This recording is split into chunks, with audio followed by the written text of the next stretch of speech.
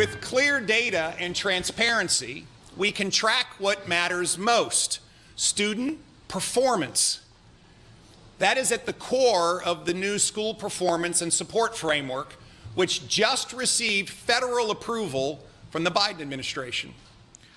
But we have now before us legislation to delay the framework of implementation. Even though the United States Department of Education approved this transparency initiative, Youngkin's performance and support framework has sought to provide more transparent, detailed reporting on student and student performance in order to increase the proficiencies and the outcomes for our students. SB 979 is concerned with the new Virginia accountability system for our public schools.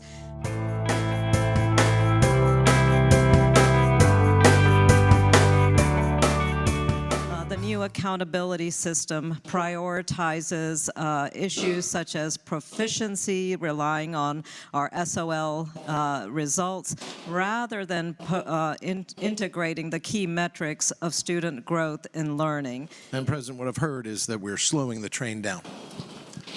That these students may have deficiencies, but let's not hold the institutions accountable just yet. Let's slow this by a year. Let's have meetings about meetings. Let's establish new committees to have meetings about those meetings. All of this is delay when, in fact, what happens is our greatest natural resource here in the Commonwealth of Virginia, our children, suffer.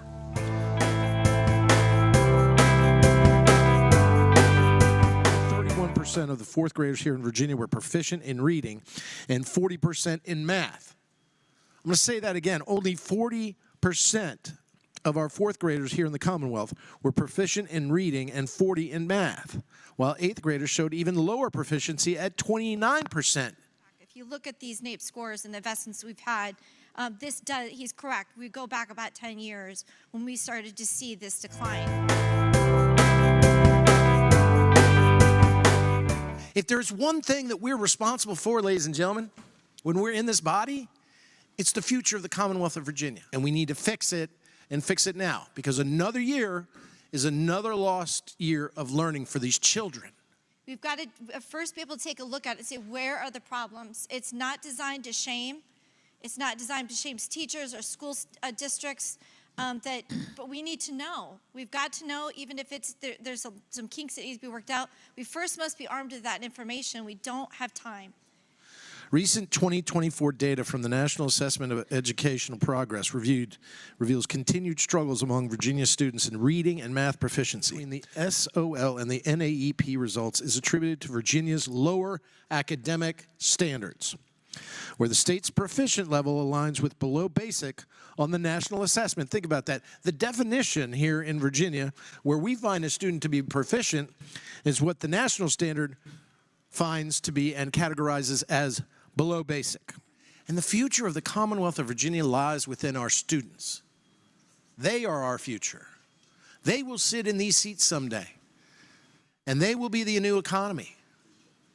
And ladies and gentlemen, if we pass this bill, we're passing the buck. And when we pass the buck on our children, we lose, and they especially lose.